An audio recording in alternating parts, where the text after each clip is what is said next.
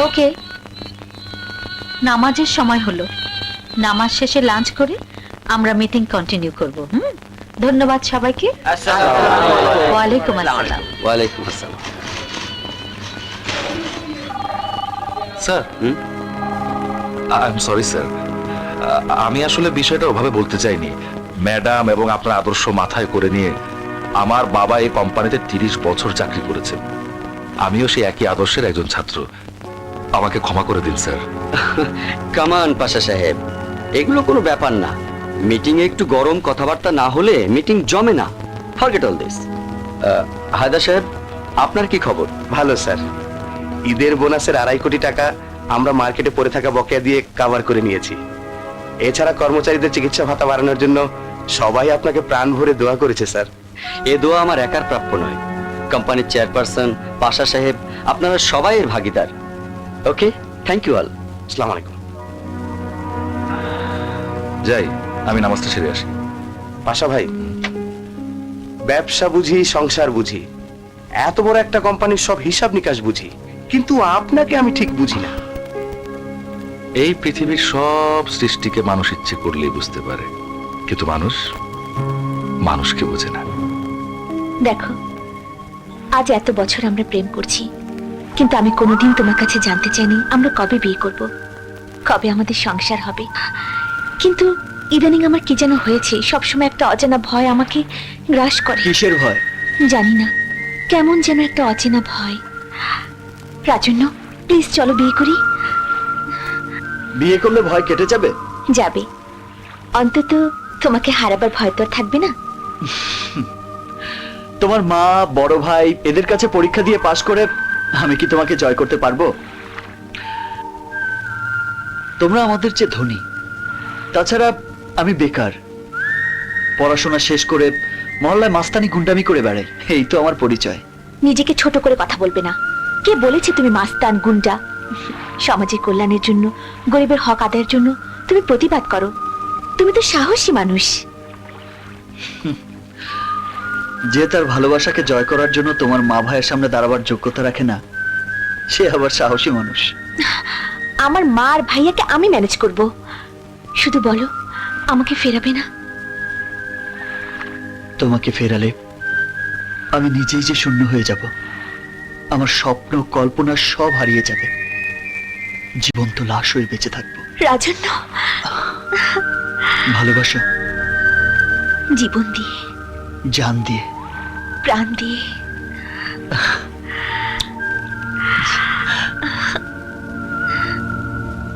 মায়াবী, এই মায়াবী, মায়াবী, কি হলো? চেঁচাচ্ছ কেন? চেঁচানোর আর কি দেখলে? কদিন পরে তো গলা ফাটিয়ে চেঁচাবো। হ্যাঁ, বাবা, তোমার না হাই ব্লাড প্রেশার? এখন মেপে দেখ, একদম নরমাল। কারণ আমার হাতে প্রেসারের ওষুধ। আমেরিকা থেকে তোর স্কলারশিপের চিঠি এসেছে। বাবা, এতে উত্তেজিত হবার কিচ্ছু নেই। আমি ডাক্তারিতে খুব ভালো রেজাল্ট করেছি। হ্যাঁ। মেডিকেল কলেজ থেকে আমার কাগজপত্র আমেরিকায় পাঠিয়ে দিয়েছে। স্কলারশিপ অ্যাপ্রুভ হয়েছে। এ নিয়ে তুমি কেন এত?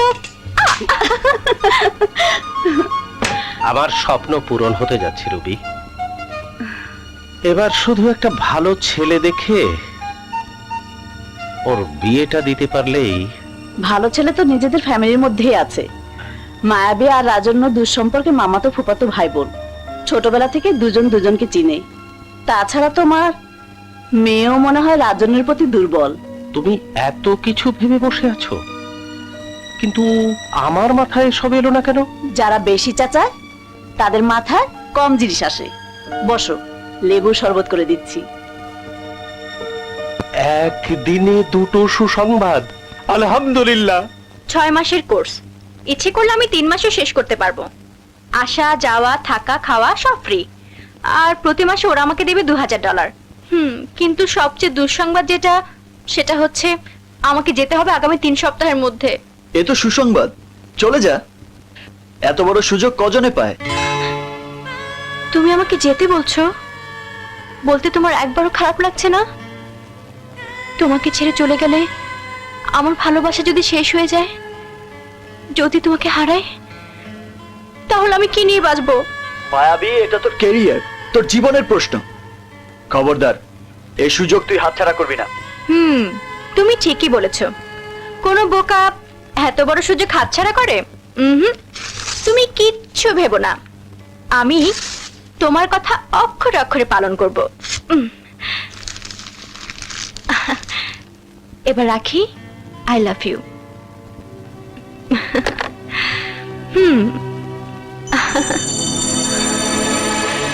পৃথিবীর সব হাতছাড়া হয়ে যাক, শুধু তুমি না হও। তুমি শুধু আমার থেকো। আজ প্রায় 3 মাস কমিশনারে কত কইলাম, গাই মাখে না। এখন একটা নতুন করে পানির লাইন আনতে হইব, কিন্তু কষা পাতে অনেক টাকা পাবো কই? চান্দা তুলতে ভয় লাগে, যদি ওই সন্ত্রাসীরা আবার আমাকে গুতায়। গুতালে গুতা খাবি, হ্যাঁ, জনসেবা করবি আর তার খেসারত দিবি না? সব সন্ত্রাসী কোন এত দেশ ট্রাক মালিক সমিতির সেক্রেটারি কানু মোল্লা। কানু মোল্লা, কানু মোল্লা, কানু মোল্লা, এই নামটা শুনলে আমার মাথার ঠিক মাঝখানে আগুন জ্বলে। একজন অবৈধ ঠিকাদার, চোরা কারবারি, ট্রাক মালিক, যে ভাড়াটে সন্ত্রাসী দিয়ে মহল্লার বস্তিতে নানা রকম অসামাজিক কাজ করে, তাকে এখন পর্যন্ত দমন করতে পারলি না? তোরা কেমন সাহসী পুরুষ! আমি অনেক সহ্য করেছি, এবার কানু মোল্লাকে আমি সাইজ করব। আজ রাইতে বস্তিতে কানু মোল্লার মিটিং আছে, বস্তিবাসী গো সাপ্তাহিক মগজ ধুলাই হইব। ঠিক আছে, চল হাজি সাহেবের বাসায় যাই। বস্তিতে ফেন্সি ডিল বিক্রির ব্যাপারে তার সাথে আগে মিটিং করি। চল চল। রাজন্য, রাজন্য, বলো মা। কিছু বাজার সদায় পাঠিয়ে দিস। এক্ষুনি তোর আদিল মামা আর মামি আসবে, তারা এখানে খাবে। একটু ভালো মন্দ রান্না করতে হবে। হঠাৎ করে ভালো মন্দ রান্না, বিষয়টা কি? বিষয় তোকে বুঝতে হবে না, এখন তুই যা তো। মা, তুমি কোনো পাগলামি করছো না তো? ছেলে বড় হলে মারা একটু পাগলামি করে। সব না জেনে এমন কিছু করো না যার জন্য পরে দুঃখ পেতে হয়। আমি গেলাম। আসসালামু আলাইকুম মামা। আসসালামু আলাইকুম মামা। আসসালাম। কেমন আছো? আছি রে বাবা, মায়াবী ডাক্তার হয়ে বেরিয়েছে। এখন আমার আর কোনো টেনশন নেই, শুধু একটা স্বপ্ন আছে, সেই স্বপ্ন পূরণের চাবিকাঠি তোর মায়ের হাতে। এই শুরু করে দিলে বক বক। রিটায়ার করার পরে নতুন রোগে ধরেছে। তুই যা বাবা, যেখানে যাচ্ছিস যা। ওকে, খোদা হাফেজ।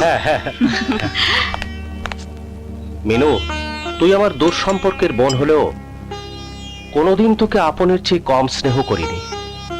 রাজন্যকে নিজের ছেলের চেয়েও কম ভালোবাসা দেইনি। এখন এই বয়সে আমার একটাই স্বপ্ন, আমার মায়াবীকে তোর ঘরে পাঠিয়ে সম্পর্কটা আরো ঘনিষ্ঠ করি। আপা, মায়াবী আর রাজন্যকে মানাবে ভালো, ওরা সুখী হবে। আমার মেয়ে অন্যের ঘরে কেন যাবে? তুমি ওকে ছোটবেলা থেকে আদর যত্ন দিয়েছো, এখন ওকে ছেলের বউ করে নাও। ভাইজান, রাজন্য তো বাবা নেই, তুমি তোর গার্জেন, তুমি যা বলবে তা কি করে ফেলবো?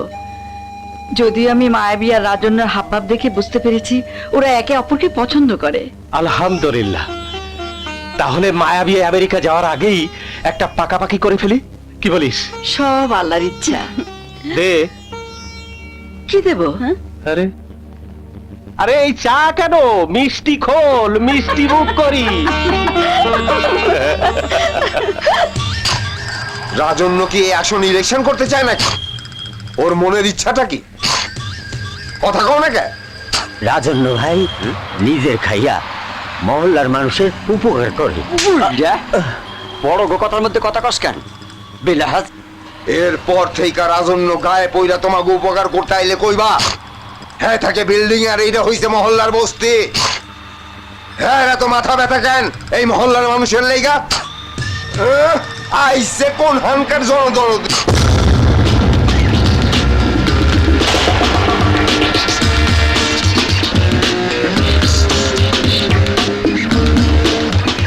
আয় কানু মোল্লা, বস্তিবাসীদের মগজ ধোলাই করছিস? যত যাই করিস না কেন, তোর অবৈধ ফেন্সিডিলের ব্যবসা আর মহল্লায় সন্ত্রাসী কর্মকাণ্ড আমি তোকে করতে দেব না। আমি কানু মোল্লা তোর মতো রাজন্যর হাতের কবজি আর পায়ের নলি কাইটা পাঞ্জাবির 2 পকেটে লয়ে ঘুরি। খবর রাখস। আমি ইউনিভার্সিটিতে পড়াশোনা শেষ করেছি, চাকরি বাকরি নাই। সবাই বলে আমার কোথাও চাকরি হয় না, কারণ আমার নাকি মাথা গরম। কিন্তু কথাটা ঠিক না, আমার মাথা ঠান্ডা। শুধু অন্যায়ের সাথে আপোষ করতে পারি না। এর মধ্যে তুই তোর ওই পোষা কুত্তাদের নিয়ে এখান থেকে চলে যাবি। যদি না যাস তাহলে তোর মাথার ঠিক মাঝখানে আমি ক্রিকেট স্ট্যাম্প দিয়ে এমন বাড়ি দেব যে তোর মাথা ফেটে নারকেলের মতো দুই ভাগ হয়ে যাবে। আমি তোকে মাথায় আবার বাড়ি দেব, আমি আবার অ্যারেস্ট হব, তুই হাসপাতালে, আমার জামিন হবে, তুইও বাসায় আসবি, আমি তোকে আবার মাথা ফাটাবো। এবার যা। 1 3 5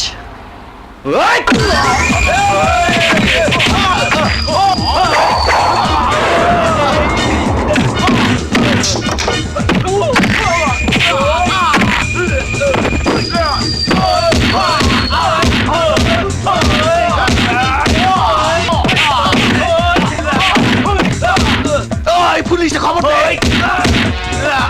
তাড়াতাড়ি ফোন লাগা, পুলিশে খবর দে। এ কেমন বিচার ওসি সাহেব? একটা লোক মহল্লায় সন্ত্রাসী পালে, ফ্যান্সি ডিলের ব্যবসা করে, উন্নয়নমূলক কাজে বাধা দেয়, আমি তার প্রতিবাদ করেছি, আর আপনারা ওর বদলে আমাকে ধরে হাজতে ভরে দিলেন। এই কানুমোল্লারা এই দেশটাকে ধ্বংস করে দিচ্ছে, আপনারা কি দেখেন না? ওসি সাহেব, বুঝতে পারছেন? এই দেশটা সোনার দেশ হবে যদি ওই কানুমোল্লা জাতীয় লোকদের দমন করতে পারেন, চাঁদাবাজি আর সন্ত্রাস বন্ধ করতে পারেন। আমরা যুব সমাজ আপনাদের হেল্প করবো যদি আপনারা আমাদের হেল্প করেন। এই দেশে কেউ সন্ত্রাস চায় না, কিন্তু ওই কানুমোল্লারা তাদের ব্যবসা টিকিয়ে রাখার জন্য সন্ত্রাস সৃষ্টি করে। আসসালামু আলাইকুম। আসসালামু আলাইকুম। ওয়ালাইকুম আসসালাম। আমি আছি উকিল। দেখবেন কেস তো এখনো হয়নি না? না, হয়নি। এই আপনি ওনাকে এবারে মতো ছেড়ে দেন। আপনি যখন বলছেন ছেড়ে দিচ্ছি, কতদিন আটকে কিন্তু রাখবেন? দেখেন আর যেন কোনো গন্ডগোল না করে। আমি আবার শান্তি। ও সন্ত্রাসের আপনি এখানে সাইন করুন। আমার সাথে থাকবে। এদেশের লাখো প্রতিবাদ রাজন্যকে ছেড়ে দাও। ওই কানুমোল্লাকে এবার অ্যারেস্ট করেন ওসি সাহেব, দেখবেন চালান করতে হবে। মহল্লায় শান্তি ফিরে আসবে, অবৈধ ঠিকাদারি আর ফ্যান্সি ডিলার ব্যবসা বন্ধ হবে। হ্যাঁ, thank you Abani. Shut up. Abani শোনো, অবনী। হ্যালো, ওসি সাহেব, আমি ডক্টর মায়াবী বলছি। আপনি কিছুক্ষণ আগে রাজন্য নামের একজনকে অ্যারেস্ট করেছেন। আমি তার জামিনের ব্যবস্থা করেছি। প্লিজ ওকে মারধর করবেন না। ও ও কিন্তু সন্ত্রাসী না। রাজন্যের ভাগ্য ভালো, কোনো মামলা হয়নি, তাই ওকে ছেড়ে দিয়েছি। এই মাত্র একটা সুন্দরী মেয়ে এসে ওকে ছাড়িয়ে নিয়ে গেল। মায়াবী, তোর আমেরিকান স্কলারশিপের চিঠিটার উত্তর দিসনি, তাই না? বাবা, আমি তুই কি পাগল না অন্য কিছু? এত বড় সুযোগ পেয়েও এই দেখ, ফাইনাল নোটিশ দিয়ে চিঠি পাঠিয়েছে। বাবা, তুমি যেটাকে খুব বড় করে দেখছো তার চেয়েও বড় আমার আগামী জীবনের হিসাব নিকাশ। আমি সব ছাড়তে রাজি, তবুও সেই হিসেবে ভুল করতে রাজি না। একদিক ধরতে গিয়ে আরেক দিক। যেন না হারায় সেই ভয় তো করছিস। সব ভয় দূর করে তোর মিনু ফুপির মুখ থেকে পাকা কথা নিয়ে এসেছি। মিনু আপার ইচ্ছা রাজন্য তোকেই বউ করে ঘরে তুলুক। সত্যি বলছো মা? হ্যাঁ, সত্যি মিথ্যা প্রমাণ হবে আগামী কয়েকদিনের মধ্যে। এই নে, এবার চিঠির উত্তর দে। দেখিস আবার ছিঁড়ে ফেলিস না কিন্তু।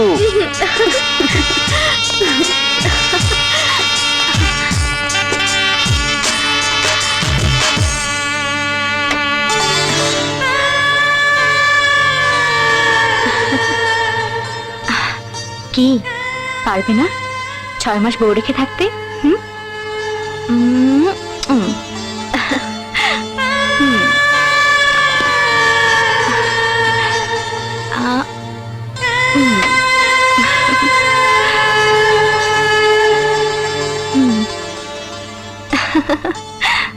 স্যার, ছেলেটা সম্পর্কে খবরাখবর নিয়েছি, খুব একটা সুবিধার মনে হলো না। শিক্ষিত ছেলে, কিন্তু পাড়ায় মাস্তানে গুন্ডামি করে বেড়ায়। এই যে স্যার, ওর একটা বায়োডাটা আমি ম্যানেজ করেছি। ও কি আপনাকে কোনো ডিস্টার্ব করছে স্যার? যদি বলেন তাহলে পুলিশের কোনো বড় অফিসার দিয়ে। না, সেরকম কিছু না। আসলে আপনাদের বলতে বাধা নেই, আপনারা তো আমার ঘরের লোকই। আমার ছোট বোন অবনী কোনো না কোনো ভাবে ওই ছেলেটার সাথে একটা সম্পর্কে জড়িয়েছে। এখন কি করব ঠিক বুঝে উঠতে পারছি না। খুব সেন্সিটিভ বিষয় স্যার, এখানে ছেলে মেয়ে কাউকে খেপানো যাবে না, হ্যান্ডেল করতে হবে কৌশলে। এ বিষয়ে আপনার যে কোনো হেল্প আমি আছি sir. Thank you. Any time sir. ভাইয়া বলেছে 1 সপ্তাহ পরে দেখা করতে। আমারও সহ্য হচ্ছে না। তুমি কালই দেখা করবে। আজ রাতে ভাইয়াকে বলবো তুমি কালই তার অফিসে যাচ্ছ। বিয়ে করবোটা কি? কেন? চেহারা দেখাবে, পারবে না? হ্যাঁ, এটা পারবো। ভাইয়ের সামনে দাঁড়িয়ে বলবে আমি আপনার বোন অবনীকে ভালোবাসি, জান প্রাণ দিয়ে ভালোবাসি। আমরা বিয়ে করতে চাই। জাত, ধর্ম, বর্ণ, টাকা পয়সা কোনো কিছু আমাদের ভালোবাসার সামনে বাধা হয়ে দাঁড়াতে পারবে না। কেউ যদি এই বিয়ের মাঝখানে নাটক করতে আসে তাহলে তাকে আমি কেটে টুকরো টুকরো করে ফেলবো। কি বলতে পারবে না? আমি আপনার বোন অবনীকে ভালোবাসি, জান প্রাণ দিয়ে ভালোবাসি। আমরা বিয়ে করতে চাই। জাত, ধর্ম, বর্ণ, টাকা পয়সা কিছুই আমার ভালোবাসার সামনে বাধা হয়ে দাঁড়াতে পারবে না। কেউ যদি এই বিয়ের মাঝখানে কোনো নাটক করতে আসে তাহলে তাকে আমি কেটে টুকরো টুকরো করে ফেলবো। এ কি, তুমি এরকম করছো কেন? বারে, তুমিই তো দেখিয়ে দিলে। রাজন্য, আমাকে চেতাচ্ছ কেন?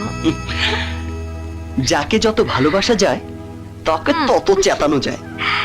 সত্যি ভালোবাসো? জীবন দিয়ে, জান দিয়ে, প্রাণ দিয়ে। May I come in sir? Sure sure. You must be রাজন্য। Yes sir. আরে কি স্যার স্যার বলছো, ভাইয়া বলো। থ্যাংক ইউ বসুন। ভাইয়া। কেমন আছো? চাকরির জন্য জীবনে অনেক ইন্টারভিউ দিয়েছি, ছোট অফিস, বড় অফিস। কখনো নার্ভাস হইনি, কিন্তু আজ কেমন যেন অন্যরকম লাগছে। কারণ আজ তুমি চাকরির জন্য আসনি, এসেছো সম্পর্কের দাবি নিয়ে। রাজন্য, আমি কোনো ভনিতা করব না, কোনো নাটকও করব না। সিনেমার মতো বড়লোক নায়িকার ভাই হয়ে গরিব নায়ককে টাকা দিয়ে কিনতেও চাইবো না। ভাই, তোমাকে সরাসরি একটা কথা বলি, অবনী আমার একমাত্র বোন। আমার মা অনেক কষ্টে অনেক স্বপ্ন নিয়ে আমাদের বড় করেছেন। তার সব স্বপ্ন পূরণ হয়েছে, শুধু একটি স্বপ্ন আজও অপূর্ণ আছে। অবনী বিদেশে পড়াশোনা শেষ করবে, তারপর আমাদের ফ্যামিলির স্ট্যাটাস অনুযায়ী একটা ভালো ছেলে দেখে অবনীকে বিয়ে দেব। আমাদের এই স্বপ্ন তুমি ভেঙে দিও না ভাই, তোমার কাছে আমার হাত জোড় অনুরোধ।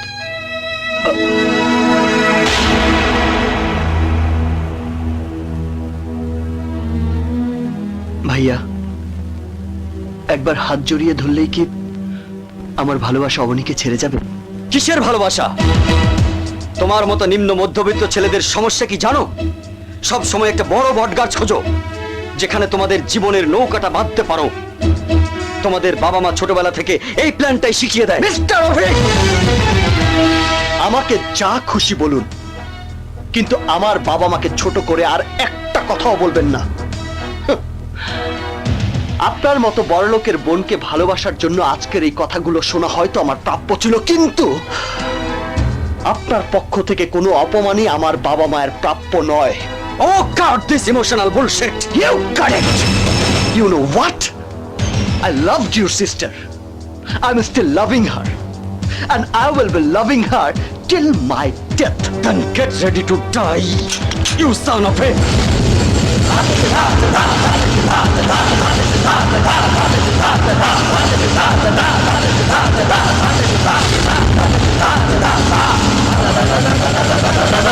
কটা গুলি আছে আপনার পিস্তলে? কটা গুলি আছে? 6টা। এই বুকের জন্য 6টা গুলি যথেষ্ট নয় মিস্টার অভিক, কারণ এই বুক অবনীর ভালোবাসা দিয়ে বাঁধানো। কোন বন্দুকের ভয় দেখিয়ে আমাকে জব্দ করতে পারবেন না অভিক সাহেব। আমাকে জব্দ করার একটাই পথ আছে, আমার আর অবনীর প্রেম মেনে নিয়ে আমাদের পথ থেকে সরে দাঁড়ানো। নইলে আমার আপনার টাকা পয়সা ক্ষমতা আর আপনার অহংকার পুরে ছাই হয়ে যাবে। আমার মতো নিম্ন মধ্যবিত্ত ছেলেদের সমস্যা কি জানেন? এরা একবার যাকে ভালোবাসে তাকে জীবনের বিনিময়ে হলেও জয় করে নেয়, আর এই জয়ের পথে যে বাধা হয়ে দাঁড়ায় সে ক্ষয় হয়ে যায়।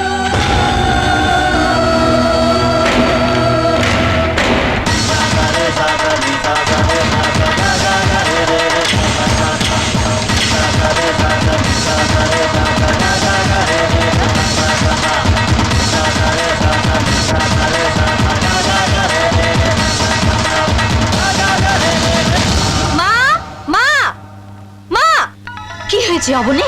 কোন অধিকারে ভাইয়া রাজনকে অফিসে ডেকে অপমান করলো? আমি জানতে চাই কোন অধিকারে সে আমার সাথে মিথ্যে অভিনয় করলো? আমি বলি কোন অধিকারে? আমাদের বাবার সম্মান রক্ষা করার অধিকারে, আমাদের মায়ের স্বপ্ন যেন পূর্ণ হয় সেই অধিকারে। আমার বোন যেন ভুল করে একটা অপাত্রে তার জীবন সঁপে না দেয়, একজন ভাই হিসেবে তাকে বাধা দেওয়ার কর্তব্য পালন করার অধিকার নিয়েই আমি সব করেছি। ও তাহলে বোনের ভালোবাসা, ঘর বাঁধার সব ইচ্ছেকে গলা টিপে হত্যা করে তুই তোর বাবার সম্মান, মায়ের স্বপ্ন আর নিজের কর্তব্যকে প্রতিষ্ঠা করছিস? ভাইয়া, তুই তো কোনো বোনের ভাই হতে পারিস না। তুই শুনে রাখ ভাইয়া, আমি রাজন্যকে ভালোবাসি, ভালোবাসবো। একমাত্র আল্লাহ ছাড়া আমাকে কেউ আটকাতে পারবে না। ক্ষমতা থাকলে চেষ্টা করে দেখিস। হে আল্লাহ, আমার এই সাজানো ফুলের বাগানে হে কোন অশান্তির ঘূর্ণিঝড়, যে ভাই বোন কোনোদিন সামান্য মন কষাকষি পর্যন্ত করেনি, তারা আজ এখন যুদ্ধে নেমেছে। তারা আজ এখন যুদ্ধে নেমেছে। হে আল্লাহ, ভালোবাসার আরেক নাম যুদ্ধ। কথাটা আগে শুনেছি কিন্তু বুঝতাম না। সামাজিক অবস্থানের অদৃশ্য মাপকাঠি অগ্রাহ্য করে অবনীকে জয় করা আমার কাছে খুব সহজ মনে হতো। কিন্তু এখন দেখছি আমাদের মিলনের মাঝপথে দেয়াল হয়ে দাঁড়িয়েছে ওর বড় ভাই, তার সম্পদ আর তার স্ট্যাটাস। লাগলে আমরা সবাই মিলে অবনীর ভাইয়ের পা জড়ায় ধরুম, অবনীরে ভিক্ষা যামু। তুই এদিকে এত ভাঙ্গা পড়ছস, না জানি ওইদিকে অবনীর কি অবস্থা।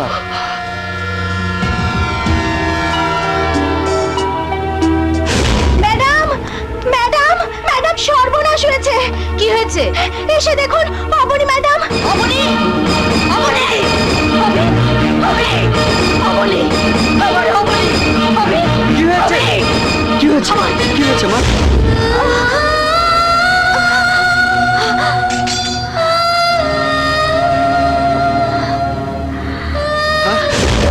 অবনী! মা! অবনী অবনী, তুই সাদা কাপড় পরেছিস কেন? কাফনের মা। অবনী, এসব কি পাগলামি করছিস? পাগলামির আর কি দেখেছিস ভাইয়া? সবই তো শুরু। তুই না বলতি মানুষ না খেলে মরে না? আমি প্রমাণ করে দেব তুই যে ভুল। এই গোলাপটা একটা শূন্য গ্লাসে রাখলাম। আজ থেকে আমি দানা পানি স্পর্শ করা বন্ধ করে দিলাম। ওই ফুলটা পানির অভাবে, সূর্যের আলোর অভাবে একসময় শুকিয়ে যাবে, আর আমিও না খেয়ে খেয়ে একদিন, যেদিন ও শেষ প্রাণ শক্তিটুকু ওকে ছেড়ে চলে যাবে, ও বৃন্দ থেকে ঝরে পড়বে, সেদিন আমারও দেহ থেকে শেষ নিঃশ্বাস বেরিয়ে যাবে।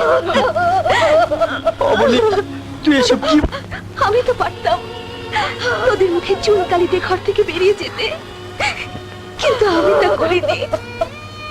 তোর বাধা আমাকে থামাতে পারবে না ভাইয়া। আমি মরে যাব, তবু হার মানবো না। কেন, তোমার জীবনে আর কেউ কি আছে? আছে। আমি গত 3-4 বছর ধরে একজনকে ভালোবাসি। দেখতে দেখতে আমার হৃদয়ের শিরা উপশিরার সাথে জড়িয়ে গেছে ও। আমি ওকে খুব ভালোবাসি মায়াবী। ও ছাড়া আমি বাঁচব না। তুই আমাকে ক্ষমা করে দে মায়াবী। তোমরা কবে বিয়ে করবে? জানি না, কিচ্ছু জানি না।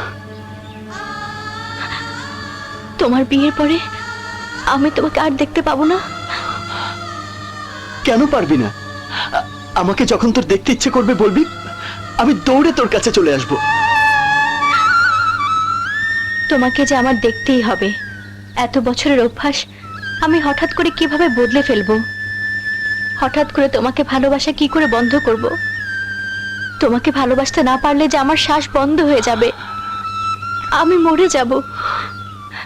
না না, আমি মরতে পারি না, আমাকে বেঁচে থাকতে হবে। কোনোদিন যদি আমাকে তোমার দরকার হয়, তাহলে আমাকে দৌড়ে চলে আসতে হবে তোমার কাছে। তা না হলে যে আমার ভালোবাসা মিথ্যে হয়ে যাবে। মায়াবী, মায়াবী, তুই কাঁদছিস না কেন? কাঁদলে দুঃখের সৌন্দর্য নষ্ট হয়ে যায়। না মায়াবী, তোকে কাঁদতেই হবে। তুই না কাঁদলে যে আমার শাস্তি হবে না। একমাত্র তোর চোখের পানি পারে আমাকে অপমান করতে, আমাকে ঘৃণা করতে। আমাকে তুই অপমান কর মায়াবী, আমাকে তুই অপমান কর মায়াবী, আমাকে তুই ঘৃণা কর, আমাকে তুই ঘৃণা কর মায়াবী, আমাকে ঘৃণা কর।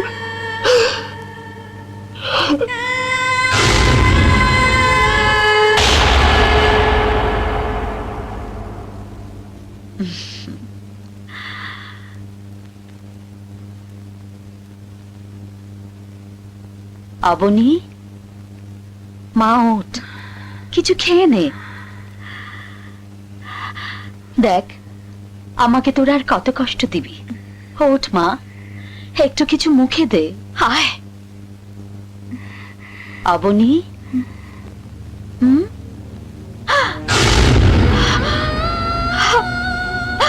হে তোর কেমন প্রতিজ্ঞার খেলা, আর আমারই বা কোন পাপের শাস্তি? Abani, Abani please, please Abani.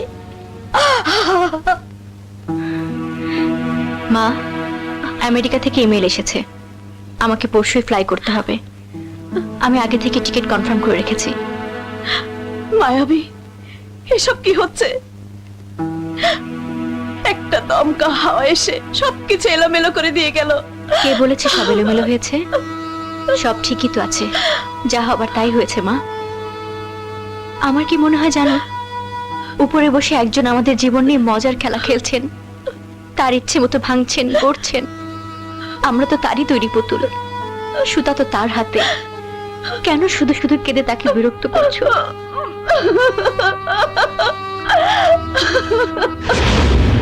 মা, মা তুমি কি চাও না আমি সুখী হই? চাকরি বাকরি করে জীবনে অর্থনৈতিক সচ্ছলতা আনতে পারিনি, তোমাকে বিলাসবহুল আয়েসে জীবন দিতে পারিনি, তাই বলে নিজের ভালোবাসাকে জয় করে সুখের ঘরটাও বাঁধতে মানা? আমি আদিল ভাইকে কথা দিয়েছি। আমি অবনীকে কথা দিয়েছি। ও, তাহলে হাতে পায়ে বড় হয়েছিস বলে মায়ের কথার উপরে তোর কথা থাকতে হবে? কেন জেদ করছো মা? ছোটবেলা থেকে যখনই তোমার পায়ের ধুলো নিয়েছি, দোয়া করে বলেছো সুখী হ বাবা। সেই সুখের জন্য যদি আমার ভালোবাসাকে ঘরে তুলি, তাহলে তো তোমার দোয়াই আল্লাহর দরবারে কবুল হবে। বলো হবে না? কি বলবো আমি আদিল ভাইজানকে? কিভাবে মুখ দেখাবো? মা, এই পৃথিবীতে প্রতি মুহূর্তে কত হৃদয় ভাঙছে, কত পুরনো ভালোবাসার ঘর ভাঙছে, তাই বলে কি জীবন থেমে থাকে? মায়াবী সারা জীবন আমার ভালো বন্ধু ছিল এবং থাকবে। আমি কিন্তু মায়াবীর সাথে কোনো প্রতারণা করিনি, কারণ আমি ওকে কোনোদিন ঘর বাঁধার স্বপ্ন দেখাইনি। সংসার করার স্বপ্ন একজনকে ঘিরেই দেখেছি, সে হচ্ছে অবনী, যার ভালোবাসা আমাকে শান্ত করে দেয়, আবার বেপরোয়া করে।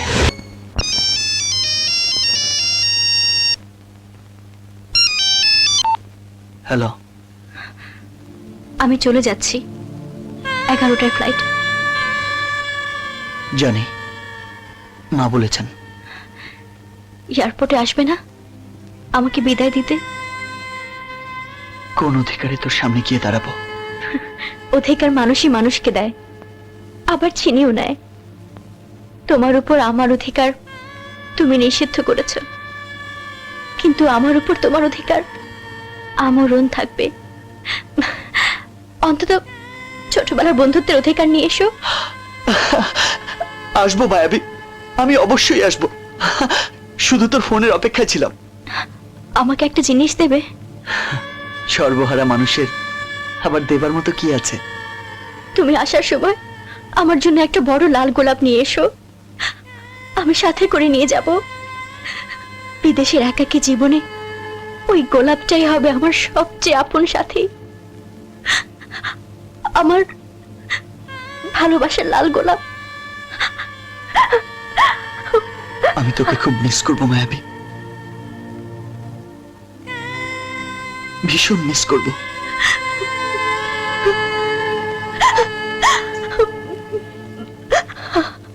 আসসালামু আলাইকুম রহমতুল্লাহ। আসসালামু আলাইকুম। মা, মা দোয়া করো, আমি রাজন্যদের বাসায় যাচ্ছি ওর মুরব্বীদের সঙ্গে কথা বলতে। দোয়া করি বাবা, ফি আমানিল্লাহ।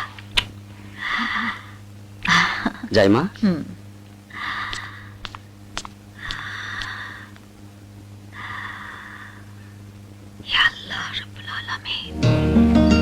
ভাইয়া, আজ টাই পরবি না?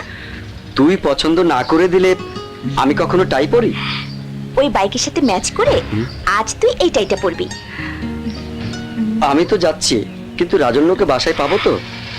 তুই যা, আমি রাজন্যকে ফোনে বলে দিচ্ছি।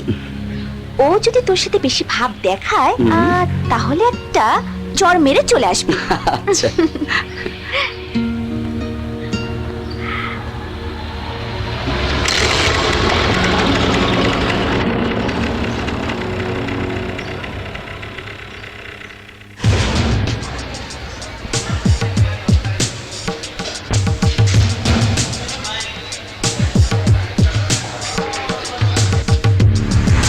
তুমি আসার সময় আমার জন্য একটা বড় লাল গোলাপ নিয়ে এসো। ওই গোলাপটাই হবে আমার সবচেয়ে আপন সাথী, আমার ভালোবাসার লাল গোলাপ। হ্যালো রাজন্য, তুমি কোথায়? আমি একটা জরুরি কাজে যাচ্ছি। কেন? তুমি যেখানে থাকো এক্ষুনি বাসায় যাও। ভাইয়া তোমাদের বাসায় যাচ্ছেন। কেন? আরো অপমান করতে? দেখো অবনী, তোমার ভাই। রাজন্য, জেদ করো না। ভাইয়ার মা সব মেনে নিয়েছেন। ভাইয়া বিয়ের প্রস্তাব নিয়ে তোমার মায়ের সাথে কথা বলতে যাচ্ছেন। সত্যি বলছো অবনী? আমি তোমার সাথে কখনো মিথ্যে বলেছি জান? প্লিজ এক্ষুনি যাও। ভাইয়া যদি তোমাকে গিয়ে না পায়। কিন্তু আমি যে এখন। তোমার যত কাজই থাকুক, প্লিজ বাসায় ফিরে যাও। প্লিজ রাজন্য, আমাদের স্বপ্ন সফল হতে যাচ্ছে। এই স্বপ্ন কোনোভাবেই নষ্ট করো না জান। আমি তোমাকে 1 ঘন্টা পরে আবার ফোন দিচ্ছি। খোদা হাফেজ।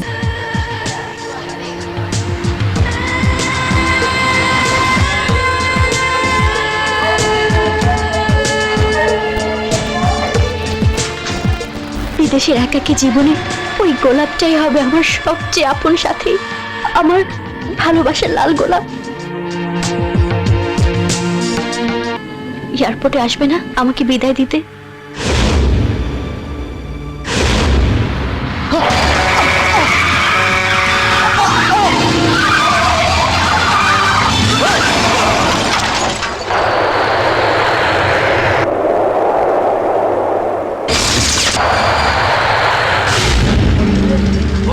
চেষ্টা করছিল।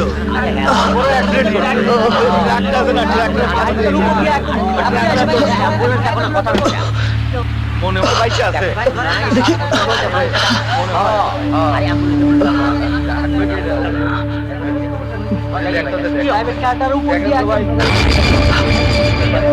না! না!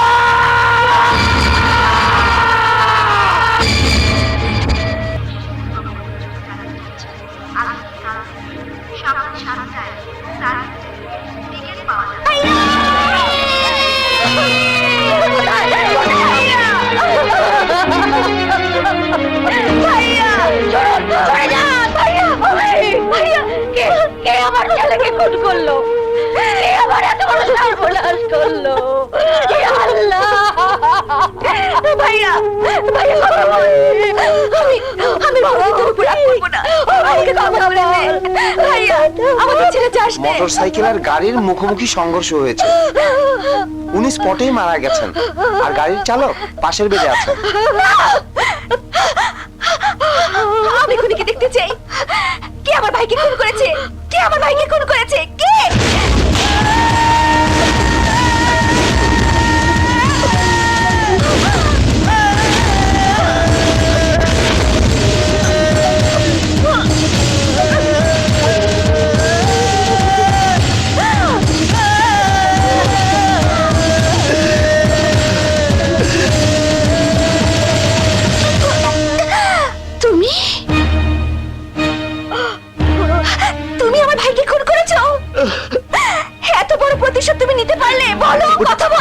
করে বিশ্বাস করো, এটা দুর্ঘটনা।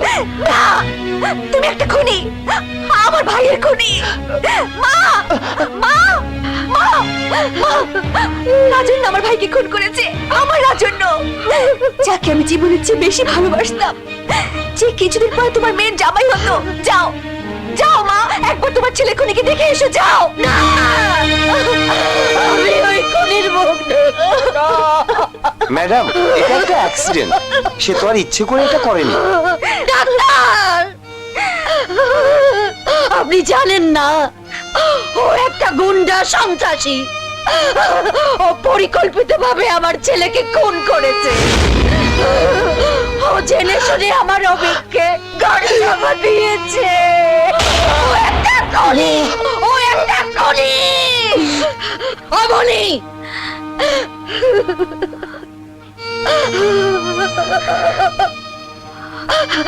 যে আমাকে ছেলে হারা আর তোকে ভাই হারা করেছে, তারপরেও কি তুই তাকে বিয়ে করবি? কথা বল অবনী, কথা বল। কান খুলে শুনে রাখ, তুই তোর ভালোবাসার ওয়াদা রাখতে গিয়ে ওকে বিয়ে করতে পারিস, কিন্তু যেদিন তুই বধূ বেশে লাল শাড়ি পরে ঘরের এক দরজা দিয়ে বেরোবি, সেদিন আর এক দরজা দিয়ে সাদা কাফন পরে আমার লাশ বেরোবে। ভেবে দেখ কি করবি।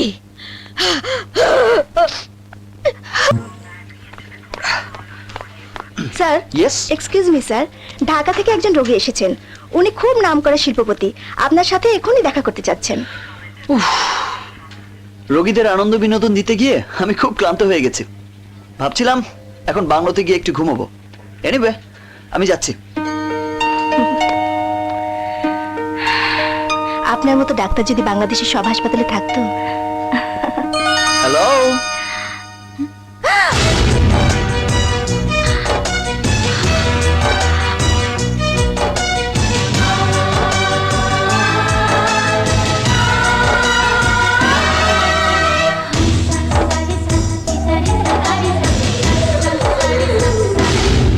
আমি ডাক্তার রিকি ইব্রাহিম। আমাকে ডাক্তার বলতে পারেন, আবার রহস্যবেদীও বলতে পারেন, কারণ উপরওয়ালার রহস্যময় সৃষ্টি মানবদেহের আমি কিছুই জানি না, তাই রহস্য খুঁজে বেড়াচ্ছি। এবার বলুন, রোগীকে আপনি না আপনার ছোট বোন? ও আমার বোন না, মেয়ে। ও তাই নাকি? আপনাদের দেখতে কিন্তু দুই বোনের মতোই মনে হয়। তা আপনি এখনো এত ইয়াং, রহস্যটা কি? ইয়াং আর কোথায় বাবা, মেঘে মেঘে অনেক বেলা হয়েছে। এনিওয়ে, রোগী আমি। আমি জানি, তারপরও আপনাকে ইয়াং বলে আপনার মধ্যে একটা চাঙ্গা ভাব তুলে দেবার চেষ্টা করেছি। বলুন, সমস্যা কি? মা, তুমি কথা বলো, আমি একটু আসছি। ডাক্তার, আমার হার্টে মনে হয় কিছু প্রবলেম আছে। এ আমি কি দেখলাম? একজন মানুষের সাথে আরেকজনের এত মিল থাকতে পারে? হে খোদা, আমাকে কোন রহস্যের মধ্যে ফেললে।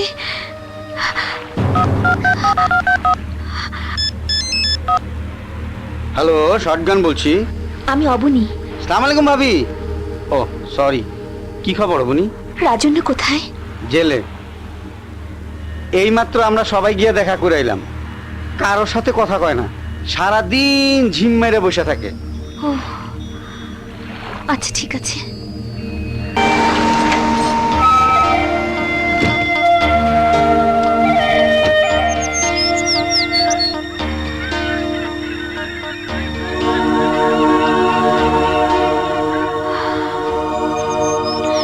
এসো গুড এসো। মর্নিং। Good morning. কেমন আছেন? ভালো, এসো চলুন, বসো বসো। আপনি বসুন। আপনার ইসিজি আর ইটিটি রিপোর্ট দেখলাম, সব নরমাল। কেন শুধু শুধু টেনশন করছেন? শুনলাম আমার একটা আটারিতে নাকি। এতগুলো আটারির মধ্যে যদি দু একটা প্রবলেম থাকে, তাহলে কি আর হার্টকে দোষ দেওয়া যায়? যার হৃদয় যত বড়, তার হৃদরোগও তত বেশি। এ নিয়ে একদম টেনশন করবেন না। শুধু কাল হাসপাতালে গিয়ে আরেকবার ব্লাড টেস্ট করিয়ে আসবেন। তুমি বসো, আমি কফি নিয়ে আসছি। আচ্ছা, no sugar, no milk, equal okay? Okay. No equal, black coffee.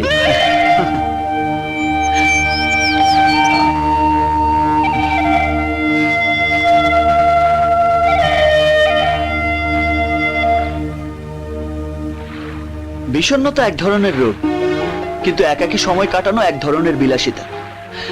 যে বিলাসিতা আমি মাঝে মাঝে গা ভাসাই, কিন্তু বেশিক্ষণ একাকী থাকতে পারি না, দম বন্ধ হয়ে আসে। কেমন আছেন? ভালো। আমার রোগীরা ভালো থাকলে আমিও ভালো থাকি, কিন্তু রোগীর আত্মীয় স্বজন যদি মন খারাপ করে থাকে, তাহলে আমার মনটাও জানি কেমন হয়ে যায়। দূরে ওই পাহাড়ের মতো থম দিয়ে বসে থাকি। কাম অন, আপনি সবসময় এত চুপচাপ কেন? কিসের এত দুঃখ? আপনি নিশ্চয়ই ভাগ্যবান। দুঃখ হয়তো আপনাকে ছুঁতে পারে না, কিন্তু পৃথিবীতে অনেক মানুষ আছে যাদের নিত্যদিনের সঙ্গী দুঃখ, ব্যথা, যন্ত্রণা আর ব্যর্থতা।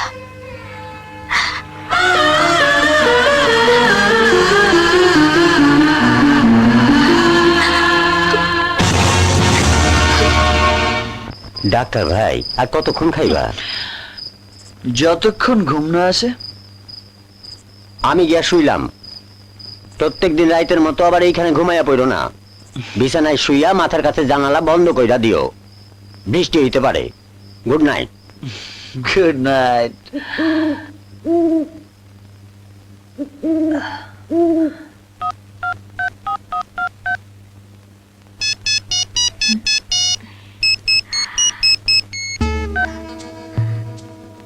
হ্যালো, হাসপাতালের ফাইল থেকে তোমার নাম্বারটা কালেক্ট করেছি। অনুমতি না নিয়েই ফোন করলাম। ক্ষমা করে দিও। ক্ষমা তো চাওয়ার কথা আমার। আজ অভদ্রের মতো আপনাকে ফেলে হঠাৎ করে চলে এলাম। তুমি আজ বলেছিলে দুঃখ কষ্ট আমাকে ছুতে পারেনি। কথাটা ঠিক না।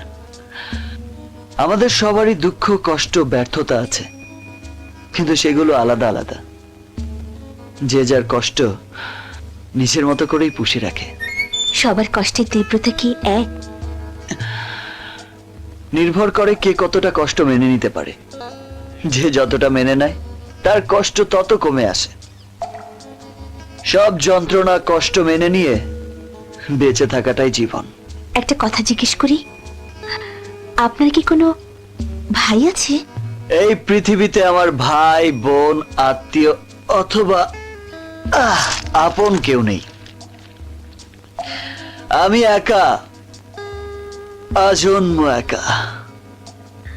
কি অদ্ভুত ব্যাপার, আপনার সাথে একজনের চেহারার হুবহু মিল। সে চোখ, সে ঠোঁট, গায়ের রং। আমার কি মনে হয় জানো, ওই উপরে বসে কেউ একজন আমাদেরকে নিয়ে একটা রহস্যের খেলা খেলছেন। আমাদের সবাইকে একটা গোলক ধাঁধার মধ্যে ছেড়ে দিয়ে ওরে দিব্যি মজা দেখছেন। চারিদিকে শুধু রহস্য, আজব সব রহস্য। এক সময় জীবন নাটকের পর্দা পড়ে যায়, রহস্যও শেষ হয়ে যায়। ব্যাস, game is over, the end and finish.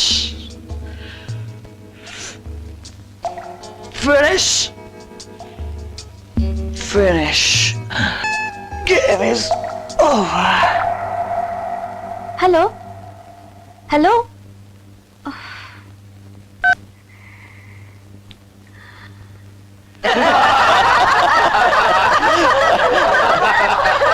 আচ্ছা বলুন তো, যার অনেক জমি আছে তাকে জমিদার বলে, আর যার পাহাড় আছে তাকে কি বলে? তাকে সবাই বলে পাহারাদার। বাবা, আমার না খালি গরম লাগে, মনে হয় এই বুঝি জানটা বাইরে হয়ে যাইব। বাবা, ওইটা বাইরে গেলেই তো শান্তি, সব ঠান্ডা হয়ে যাইব। আপনি যান, আমি এক্ষুনি আসছি। আরেকটা চুটকি শুনুন। একটা মাতাল লোক একবার একজন অদ্ভুত মানুষ সারাক্ষণ রোগীদের হাসায়, আনন্দ ফুর্তিতে রাখে, আর এভাবেই সবার চিকিৎসা করে। অথচ এই মানুষটার নিজের জীবনে কোনো হাসি আনন্দ নেই। জন্মের পর থেকেই অনাথ, শিশুবেলা কেটেছে এই হাসপাতালে। সরি সরি সরি সরি, আসসালামু আলাইকুম। একটু দেরি হলো। আপনার ব্লাড টেস্টের রিপোর্ট আমি দেখেছি, একটু ঝামেলা আছে। হ্যাঁ, কি ঝামেলা? তেমন খারাপ কোনো ঝামেলা না, তবে আপনাকে আমার অবজারভেশনে থাকতে হবে টানা 2 মাস।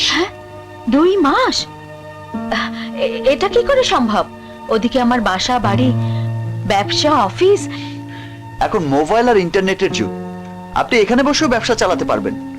তাছাড়া আগে জীবন, তারপরে সব। বোঝান তো আপনার মাকে। মা 2 মাস কেন, প্রয়োজনে 4 মাস থাকবে, পুরোপুরি সুস্থ হয়ে তারপর ঢাকা যাবে। Good girl. এই নাও, এটা কি? পায়েস বানিয়েছিলাম, তোমার জন্য একটু নিয়ে এসেছি। বাহ, ডাক্তার হওয়া অনেক মজার তো। রোগী দেখে টাকাও পাওয়া যায়, আবার পায়েসও খাওয়া যায়। জার্মানিতে গ্লোবাল লিমিটেডের এলসিটা কাল ছেড়ে দিন, আর আমাদের সিএনএফ এজেন্টকে বলুন পোর্ট থেকে কন্টেনারের কাগজপত্র সব রেডি করতে। মার্কেটিং ডিপার্টমেন্টের কি অবস্থা? আচ্ছা আচ্ছা, ওকে। শুনুন, হেড অফ ফাইন্যান্সকে বলুন আমাকে উইকলি স্টেটমেন্টের একটা কপি ইমেল করতে। ঠিক আছে, আমি রাখলাম। ওয়ালাইকুম আসসালাম। Good morning. এইটা অবনী ম্যাডাম গো, বাংলো না? হ্যাঁ, আপনার পরিচয়? আমি পল গোমেজ। ডাক্তার রিকি আমার এইটা দিয়া পাঠাইলো। ও আচ্ছা আচ্ছা, বসুন, চা খান। Thank you madam. আজ না, আর একদিন। শুনুন, একটা কথা জিজ্ঞেস করব, যদি কিছু মনে না করেন। রিকির বাবা মার ঠিকানা কি কেউ জানে? ঠিকানা তো দূরের কথা, একমাত্র ঈশ্বরই জানেন হেরা বাইসে আছে নাকি। বড় দুঃখী আমার এই রিকি ভাইটা। একদিন কে বা কারা তার এই হাসপাতালের বারান্দায় রাখা গেছে, কেউ জানে না। 4 বছর পর্যন্ত বড় হয়েছে হাসপাতালের জেনারেল ওয়ার্ডে। নার্স ডাক্তাররা কোলে পিঠে কইরা বড় করছে। এরপর একদিন মিশনের বড় অফিসার আমার সাহেব মিস্টার ডেভিস আর তার বউ তারে আমেরিকায় নিয়ে যায়। সেইখানেই তারে মানুষ করে, ডাক্তার বানায়। কিন্তু প্রতি বছর মাটির টানে ডাক্তার ভাই দেশে আসে, সবার চিকিৎসা করে। যিশু সাক্ষী, মানুষটার অন্তরটা সোনার মতো খাঁটি। যাই ম্যাডাম, ডাক্তার ভাইরে আবার লাঞ্চ পাঠাইতে হইব। আসি। জানি না কোন ভুলে কোন বাদোষে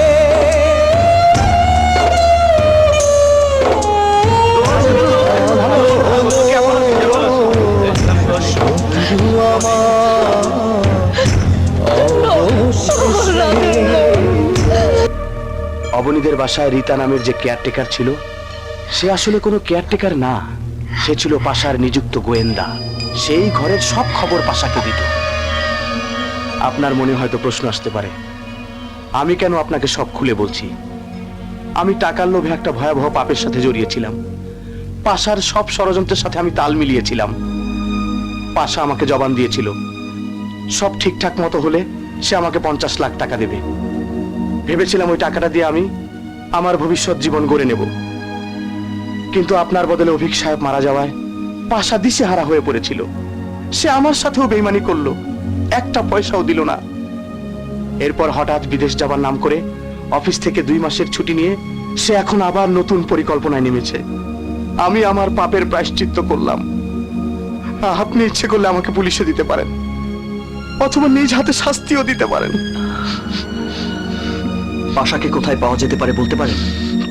পারে, আমি ওর সব আড্ডা চিনি।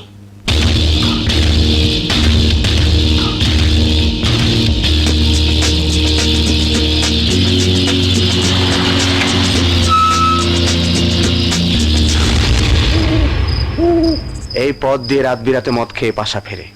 প্রায়ই সাথে থাকে কানু মোল্লা আর ট্রাক ড্রাইভার আমিরা।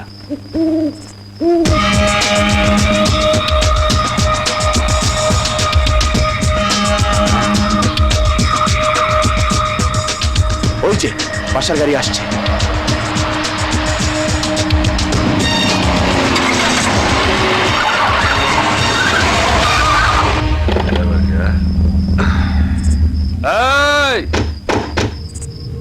এই আমার গাড়ি আটকায় কে? বেরিয়ে আয়, তোকে একবার দেখি আয়।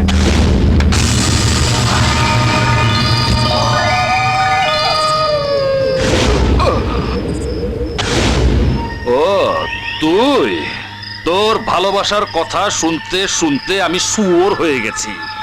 একবার তুই জানে বেঁচে গেছিস, এবার তো তুই শুয়োরের মুখে পড়েছিস।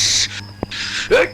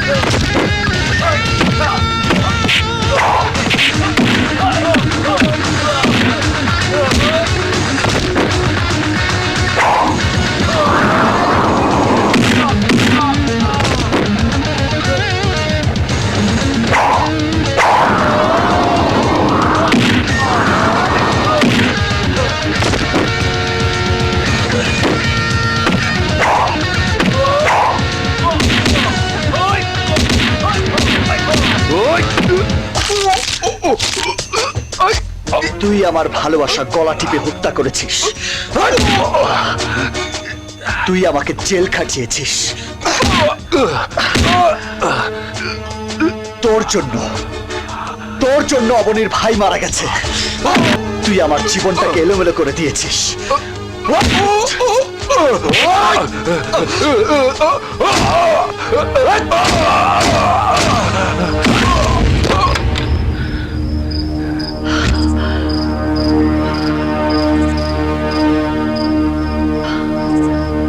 চলুন।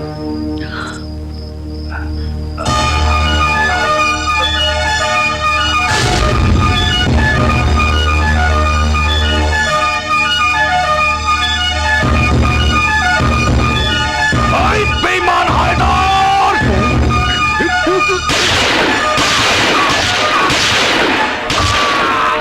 হায়দার সাহেব! হায়দার সাহেব! হায়দার সাহেব! হায়দার সাহেব! হায়দার সাহেব!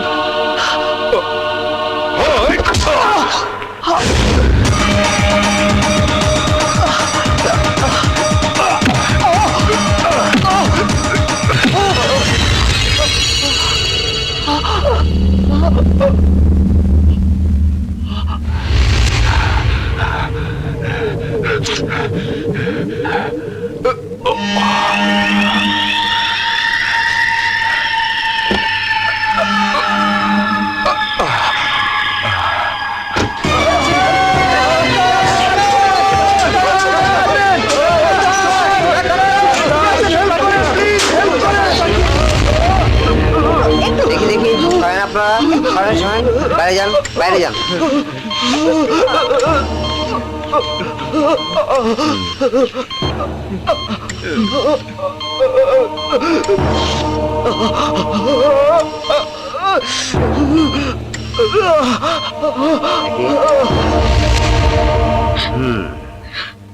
তিন দিন না গেলে আমরা কিছুই বলতে পারবো না।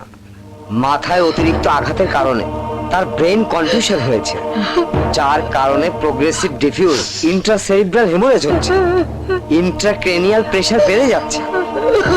রোগী আদৌ বাঁচবে কিনা তাও না শিওর না।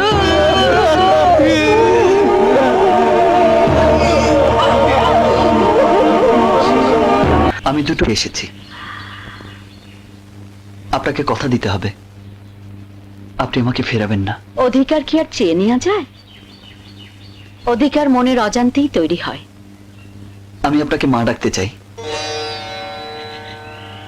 আপনি আমার মা হবেন? কেন হব না? তুমি তো আমার ছেলের মতোই বাবা। তাই যদি হয় তাহলে ছেলের সুখই তো আপনার সুখ, ছেলের চাওয়া পাওয়া পূরণ করার কর্তব্য আপনার। মা, আমি অবনীকে বিয়ে করতে চাই। মা, আমি অবনীকে ভালোবেসে ফেলেছি, আমি ওকে বুকের মধ্যে আগলে রাখবো মা। রিকি, অবনীর জীবনে একটা বড় দুর্ঘটনা আছে। আমি জানি, অবনী আমাকে সব বলেছে। সব মেনে নিয়ে ওর জীবনে আবার সুখের আবাদ করতে চাই। ওকে আমি স্বাভাবিক জীবনে ফিরিয়ে আনতে চাই। বলুন মা, আপনি আমার সাথে আছেন? ওর জীবন সাথী বেছে নেওয়ার স্বাধীনতা একমাত্র ওরই। আমি ওর সাথে কথা না বলে। বলুন মা, শুধু জেনে রাখুন, যে শূন্যতার মাঝে আমি বড় হয়েছি, সেই শূন্যতার কষ্ট থেকে আমি ওকে অনেক দূরে সরিয়ে রাখবো। আমার জীবনের বিনিময়ে হলেও ওকে আমি সুখী করব, অনেক সুখী করব মা, অনেক সুখী করব।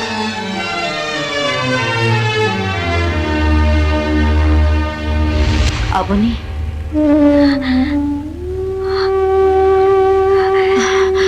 ভালোবাসা, প্রেম, সুখ এগুলো নিয়ে এখন আর ভাবি না। শুধু ভাবি কি করে বেঁচে থাকা যায়, তোমার মুখের হাসি কি করে অম্লান রাখা যায়। জীবন নদীর মতো বয়ে চলে, কখনো এপার ভাঙে, কখনো ওপার করে। আমাদের জীবনেও ভালোবাসা আসে, হঠাৎ চলে যায়, আবার ভালোবাসা আসে। এটাই বাস্তবতা। তুই রেকিকে মেনে নে মা। তোমাকে হাসি খুশি রাখার জন্য আমি সব করতে রাজি মা। আমি আর কখনো তোমার অবাধ্য হব না। শুধু বিধাতার কাছে একটাই প্রশ্ন, আমার জীবনটা কেন এমন হলো? আমি কি পাপ করেছিলাম? আমি কি পাপ করেছিলাম? আমার একটা অনুরোধ মা, যে হাসপাতালই আমার ঠিকানা, যেখানে আমার শৈশব কেটেছে, আমরা সেখানেই বিয়ে করব। ডাক্তার ভাই, হাসপাতালে মানুষ আসে রোগ সারাইতে, আর সেইখানেই লাগবো বিয়ার ধুম। এটা একটা ইতিহাস হইব। ইতিহাস ভূগোল বুঝি না। অবনী আর মা যদি রাজি থাকে, তাহলে আমার এখান থেকে হাসপাতালে বরযাত্রী যাবে, খাওয়া দাওয়ার সব আয়োজন থাকবে সেখানেই। বিয়ের অতিথি থাকবে ডাক্তার, নার্স আর রোগীরা। কি মা, রাজি?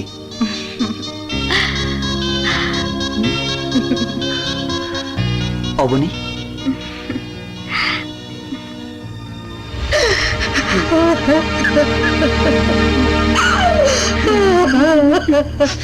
এটা কোনো কথা হইলো? এর কোনো চিকিৎসা নাই। নিউরোলজিস্টরা বোর্ড বসাইলো, বিদেশের সাথে ভিডিও কনফারেন্স করলো, চেষ্টার তো কোনো ত্রুটি করে নাই। শেষ পর্যন্ত তারা হাল ছাইড়া দিল। ডাক্তাররা কইলো পাতায় অতিরিক্ত আঘাতের কারণে রাজন্যের ব্রেন নাকি শুকায়া যাইতাছে। এক সময় সব ব্রেন নষ্ট হয়ে যাইব। এরপর রাজন্য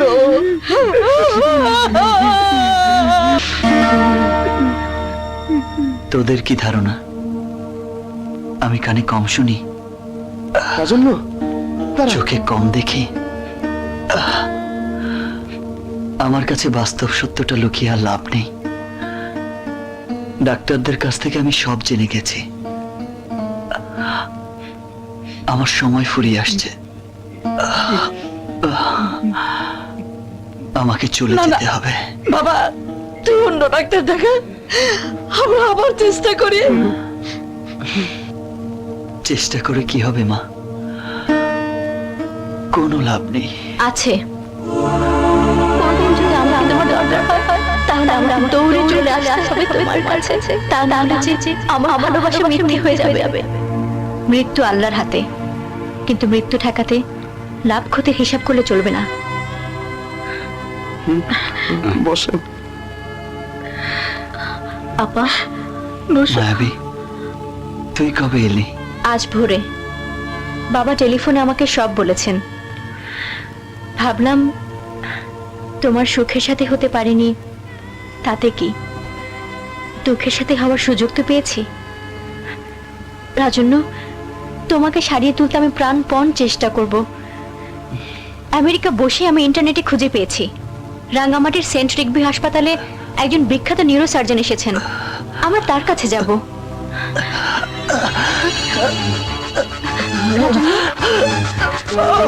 রাজন্য, রাজন্য, রাজন্য,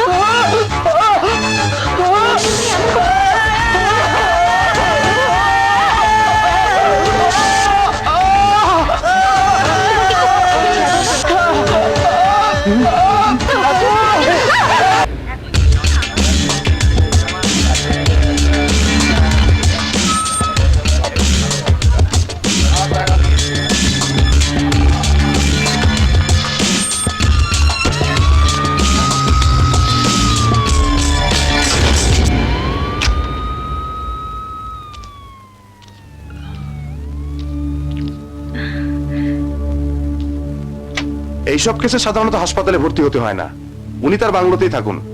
আমরা চেষ্টা করে দেখি কতটা কি করতে পারি। Thank you doctor. You welcome doctor Mayabi. By the way, আপনি দেখতে হুবহু আমাদের ডাক্তার রিকির মতো। তাই নাকি? হ্যাঁ, আমি তো প্রথমে বুঝতেই পারিনি। যাও, খোদা হাফেজ। খোদা হাফেজ। 3 নম্বর বেডের যে পেশেন্ট আছে বড় চিকিৎসা হচ্ছে তো?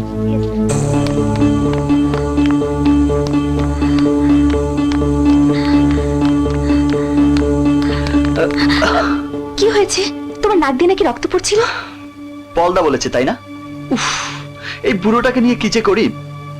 আরে বাবা, তেমন কিছু না, শরীরটা একটু খারাপ লাগছিল, তাই হেপাটোলজিস্ট ডাক্তার সাইমন বড়ুয়াকে দেখালাম। কাল সকালে একটা লিভার বায়োপসি করতে হবে। চলো। বায়োপসি কেন? তুমি কি আমার কাছে কিছু লুকোচ্ছ? কি যে বলো।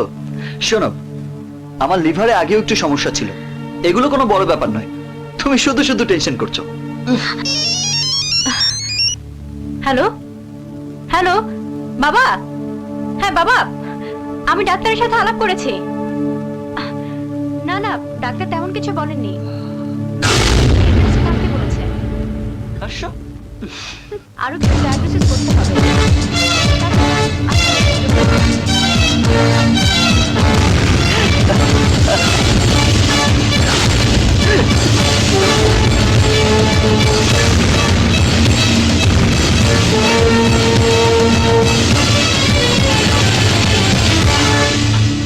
অবনী এখানে, ওর সাথে উনি কে?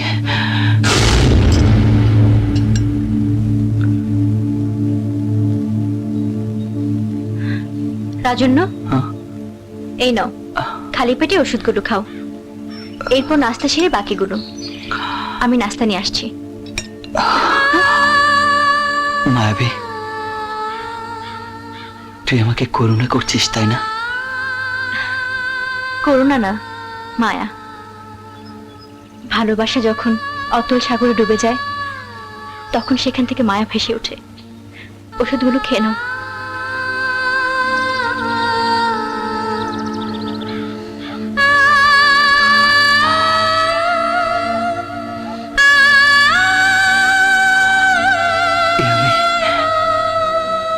আমি কোন জায়গায় এসে পড়লাম? আমি অবনীকে আবার কেন দেখলাম? হে খোদা, এই জীবনে আমি যেন আর অবনীর সামনে না পড়ি। যে ঘৃণা নিয়ে ভুল বুঝে অবনী আমাকে ছেড়ে চলে গেছে, ও তাই নিয়ে থাকুক। আমার জীবন প্রদীপ নিভু নিভু করছে। এই শেষ বেলায় আমি ওর সামনে আর দাঁড়াতে চাই না, আর চাই না, আর চাই না। Doctor Ricky, I am sorry, bad news. আপনার লিভার সিরোসিস ধরা পড়েছে।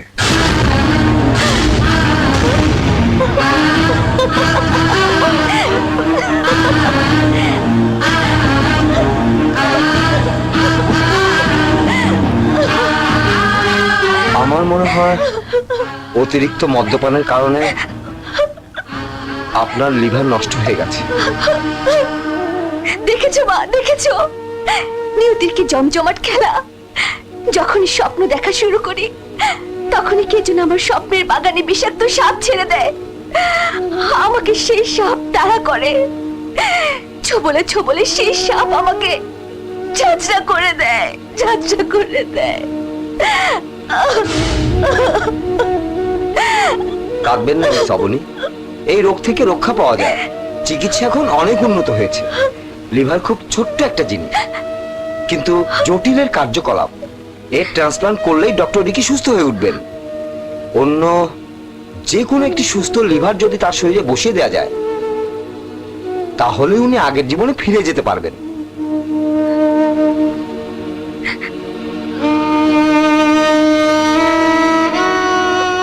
এখন দরকার একটা সুস্থ লিভার।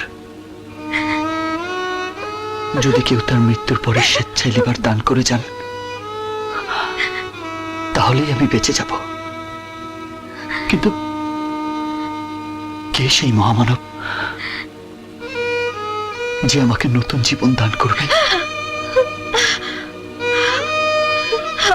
যত টাকা লাগে আমি দেব, 1 কোটি, 2 কোটি, 5 কোটি, যত লাগে। ডক্টর সাইমন, আপনি পেপারে, টিভিতে, ইন্টারনেটে বিজ্ঞাপন দিন। রিকিকে সুস্থ করতেই হবে, সুস্থ করতেই হবে।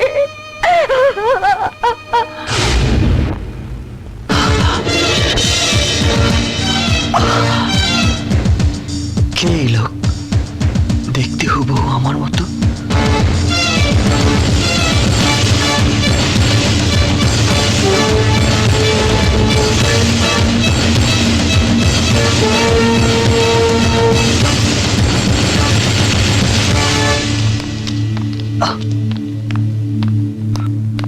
সিস্টার, কে আপনি? হে যিশু, আপনার চেহারা তো আমাদের। আমি জানি সিস্টার, আমি জানি। সিস্টার, এইমাত্র যিনি আপনার সাথে কথা বললেন উনি কি? উনি ডাক্তার রিকি ইব্রাহিম, এই হাসপাতালেরই ডাক্তার। দেবতার মতো মানুষ, কিন্তু নিয়তির কি নিষ্ঠুর খেলা। সুখের মুখ দেখার আগেই দুঃখের আগুনে পুড়ে ছাই হচ্ছেন। কেন? ওই মেয়েটির সাথে তার বিয়ে পাকাপাকি হয়ে গিয়েছে, কিন্তু হঠাৎ ডাক্তার রিকি নিজে লিভার সিরোসিসে আক্রান্ত হয়ে যান। এখন ওনাকে বাঁচাতে হলে একটা সুস্থ লিভার খুঁজে পেতে হবে। যদি কোনো মহাপুরুষ তার মৃত্যুর পর লিভার দান করে যান, তাহলে উনি বেঁচে যাবেন। আচ্ছা, ওনার ব্লাড গ্রুপ কি? AB নেগেটিভ, খুব রেয়ার গ্রুপ।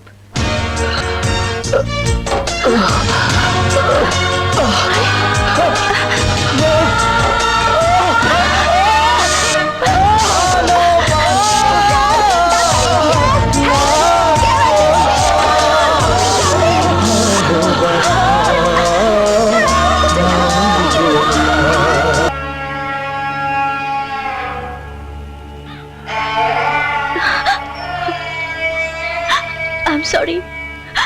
I'm sorry. মায়াবী, আজ ডাক্তারদের বোর্ড বসেছিল, তারা কিছুই করতে পারছে না। আমি হেরে গেছি রাজন্য, আমি হেরে গেছি। আমাকে তুমি ক্ষমা করো, ক্ষমা করো। না মায়াবী, কাঁদিস না, কাঁদিস না। আমি জানি আমার দিন শেষ হয়ে আসছে। তুই আমাকে একটা কথা দে মায়াবী, আমি মৃত্যুর আগে যা করার ওয়াদা করব, আমার মৃত্যুর পর তুই তা পালন করবি। কি করবে তুমি? খুব সামান্য একটা কাজ। এই পৃথিবীর ভালোবাসার রঙ্গমঞ্চে যত দেবতা পুরুষ ভালোবাসার জন্য নিজেদের বিলিয়ে দিয়েছেন, তার তুলনায় খুবই নগণ্য একটা কাজ। আমি আমি ভালোবাসার ঋণ থেকে মুক্তি চাই, ভালোবাসার ঋণ থেকে মুক্তি চাই, আমি মুক্তি চাই।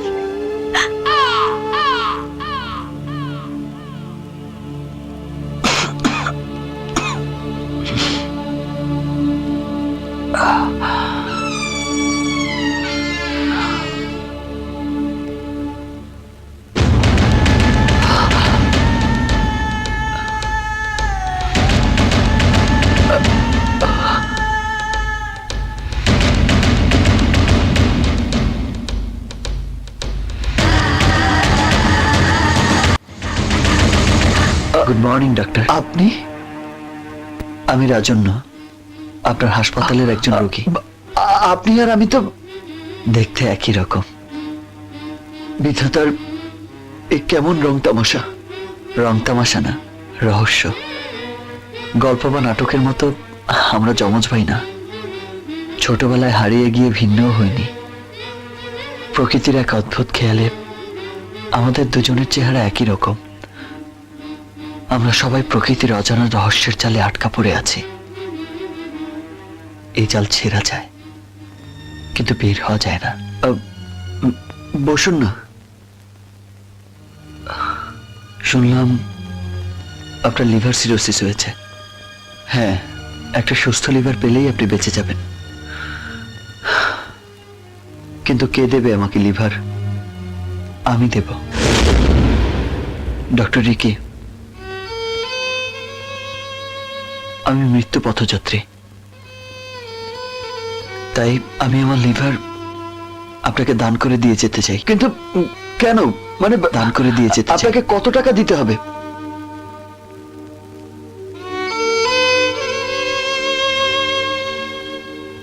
টাকা? পৃথিবীর সব টাকা এনে দিলেও আপনি আমাকে কিনতে পারবেন না ডাক্তার, কারণ একটা জীবন কবার বিক্রি হয়?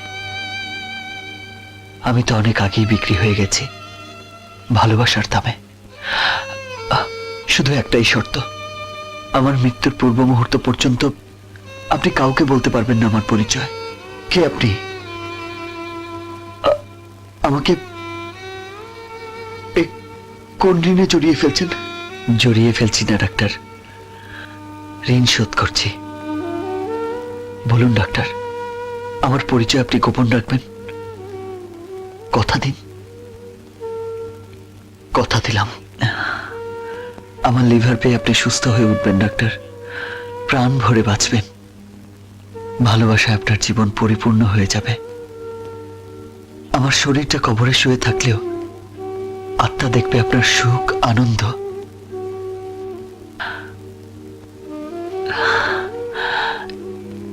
এর চেয়ে বড় মূল্য আপনি আমাকে আর কি দিতে পারবেন ডাক্তার? কত টাকার বিনিময়ে শান্তি আপনি আমাকে এনে দিতে পারবেন? এই পৃথিবীতে আমার মতো আর কটা ভাগ্যবান লোক আছে যে মৃত্যুর পরও বেঁচে থাকবে? অনেক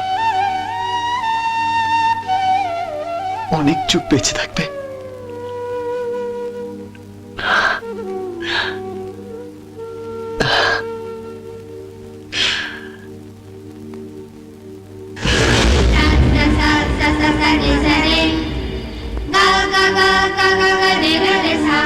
আমি কথা দিয়ে এসেছি মায়াবী, এবার তুই তোর কথা রাখ। তুই বলেছিলি আমার মৃত্যুর পরে তুই আমার ওয়াদা পালন করবি, করবি না? তুমি আমাকে কোন পরীক্ষায় ফেলেছো রাজন্য? সারা জীবন তোমাকে ভালোবেসে আর কত পরীক্ষা আমাকে দিতে হবে? আমি যে তোমার কোনো কথা কোনোদিন ফেলতে পারিনি। একে আবার ভালোবাসার শাস্তি নাকি পুরস্কার?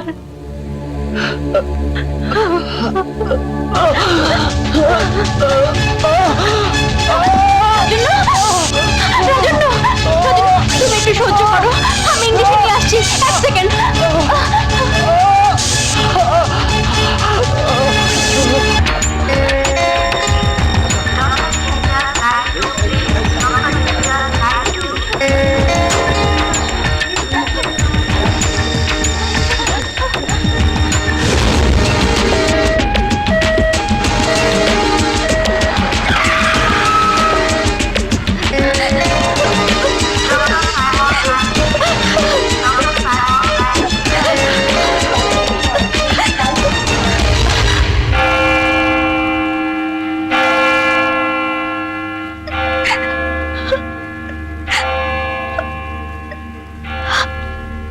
ডক্টর মায়াবী, আমি অপারেশন থিয়েটারে যাচ্ছি। ডোনার এখনো বেঁচে আছেন, তার মৃত্যু না হওয়া পর্যন্ত অপারেশন শুরু করতে পারবো না। তবে মনে হচ্ছে কিছুক্ষণের মধ্যেই।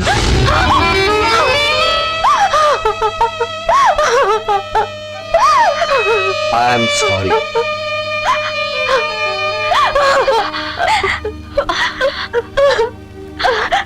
কাঁদিস নে মা, বিপদে চোখের পানি মূল্যহীন।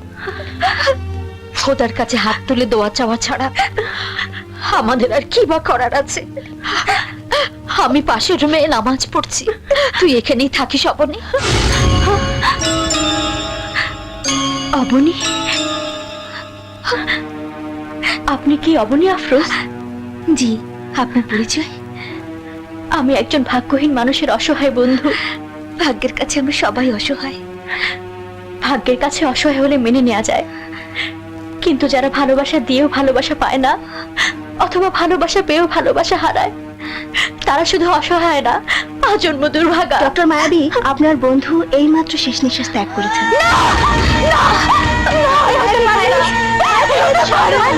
আমি ওর কাছে যাব। আমাকে যেতে দাও, আমাকে যেতে দাও, ছাড়ো আমাকে।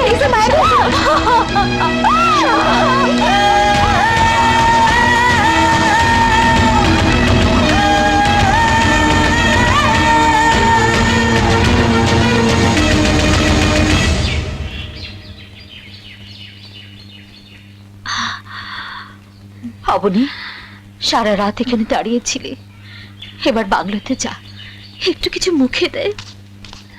অপারেশন শেষ হয়েছে, ডক্টর রিকি নিরাপদে আছেন। মিস অবনী, এবার আপনি আপনার রিকিকে দেখতে পারেন, যান। থ্যাংক ইউ, আসি। Thank you doctor. ওয়েলকাম।